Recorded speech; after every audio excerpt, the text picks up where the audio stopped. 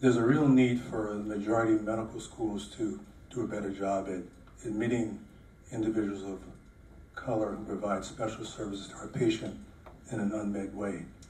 And so the HBSUs have been doing that, those medical schools, but there's a need for the majority of medical schools in California and across the country to address the deficit that we see. It's clear that not just black physicians can take care of black patients, but they do it in a different way very often, and there's a huge shortfall. African American physicians and Latino physicians, so usually physicians of color, are much more likely to actually provide service in low-income and medically underserved communities, and that's just a fact. And I think if we go around, many of us, as a surprise, again, I don't think some of our colleagues realize that we do that purposely, right? It's not that we could not provide care in other communities, because many of us do, but it's because many of us went into medicine to provide care in those communities.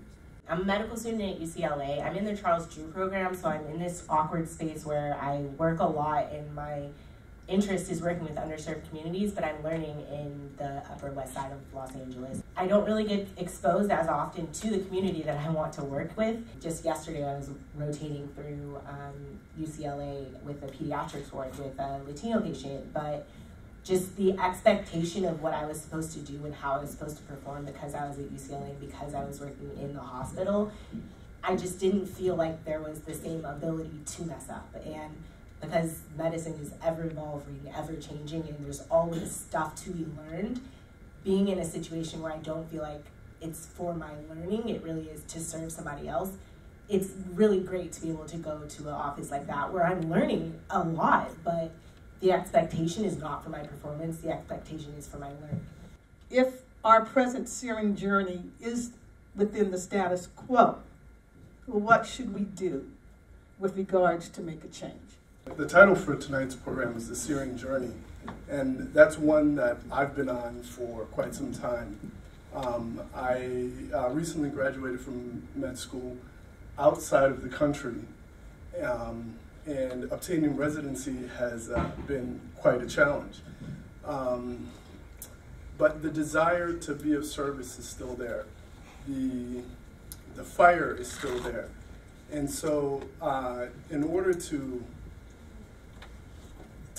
tap into individuals like myself that still want to practice, that still want to be helpful, I think one of the things we can do is look outside the traditional. Okay, you went to a U.S. school, you did your clinicals and the steps and the traditional steps that we use to find candidates, and look at students like me that are out there and want to be of service. Diversity does not equal understanding. So we can increase the numbers dramatically, but that doesn't change understanding what the other person, what their life is like. So how do we bridge that gap? What are some things you guys have suggested? I mean, they come through as residents, but none of them have stayed in the community. And to me, that's a huge, what's going on? Why do I feel like the sore thumb sticking out in 2016 where you see so much diversity? And there's just not enough people that look like me in the community. Okay, hi everyone, I'm Kelly Butler. I'm a second-year medical student at UC Irvine. You can't teach someone how to be kind. You can't teach someone how to be sympathetic. What does work, though, is education about the individual communities. I currently serve as the Ethnic Minority Organization Section trustee for the California Medical Association, as well as the treasurer of LACMA. Hearing the stories, I wanted to confess that once upon a time I was a fugitive from medicine. You mentioned that you wanted to be able to figure out a way where people wouldn't get their paper and run away. I got my paper. I did a dual residency in internal medicine and psychiatry at the University of Virginia. And as soon as I got it, I ran away from medicine.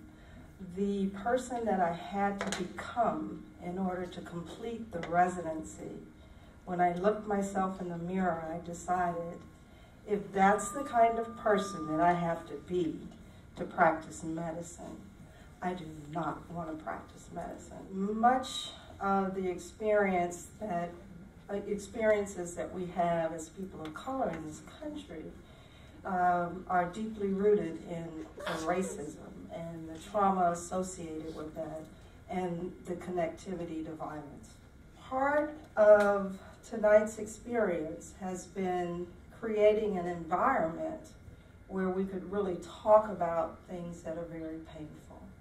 And I thank LACMA for that, creating a safe place. One of the greatest values of LACMA and CMA has been this concept of voice. We are the voice. However, that voice tends to be heard more when we work together.